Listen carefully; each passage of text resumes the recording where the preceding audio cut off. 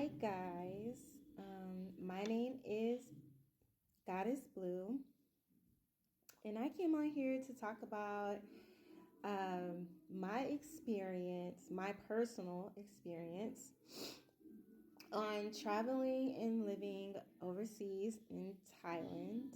And everybody's experience is different, so I'm not gonna really give any tips or advice, except on how to do a border run if you decide to come to Thailand, and what to expect when it comes to the food and the lifestyle here, and the things that you kind of do and don't do. I'm still getting adjusted. I've been here since November or whatever, and I mostly just in the beginning I stayed outside exploring and everything. I even went to some waterfalls to see, but for the most part, since I got my house, I've been in the house, because that's how I am. I'm in the house, like my own space type person. I go out every once in a while. I go out if it's necessary, and I'm sure some people can understand where I'm coming from when I say that. I go out when it's necessary, but I would start out first by saying that I this was planned for a year and a half in advance.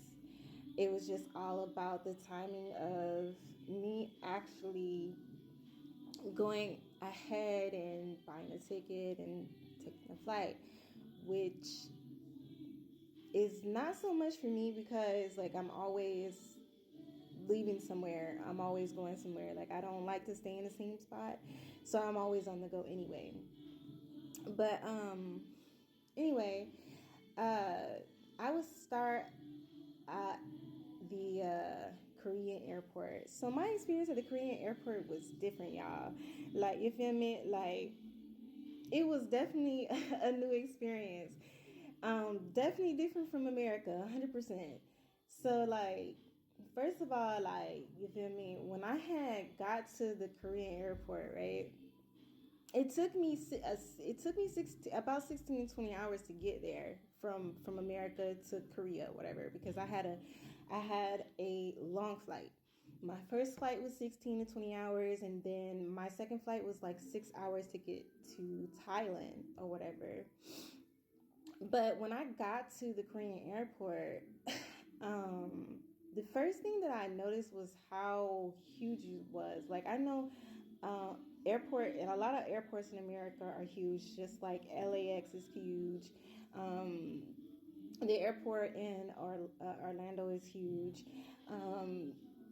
And so for me, the big difference for being at the Korean airport was the first thing that I noticed was that they have a section on the top floor, on one of the top floors, where it's a lounge area for overlays, when you stay overnight to another flight or whatever. And that's what I had to do. Now, when you guys book y'all ticket and you want to fly overseas, make sure if you've never flown, this is for people who've never flown out the country before from America. Make sure that you read your ticket right when you book it, because it's they, you might think you're gonna be flying straight there for that long period of time, but no, you have a overlay or overstay or whatever. I read my ticket wrong. Don't. When I used to smoke weed, it was little things like that I used to look over, because I'd be so excited in the moment, and I'd be like, oh, I gotta fly this long flight. That's fine. I don't care. You feel me? But yeah. So I had ended up staying overnight in Korea or whatever, and the experience was amazing, because first of all, the thing that I said that I had noticed was on the top floor in their overstay lounge area, was that I noticed that people would leave their stuff wherever they were sleeping or sitting at. And I was just watching this. Like I was literally watching this, you feel me? And it blew my mind because in America, you can't just leave your stuff at the airport where you were sitting at or call yourself sleeping at, because you'll come back and it's gone. You know what I'm saying? America has no morals. But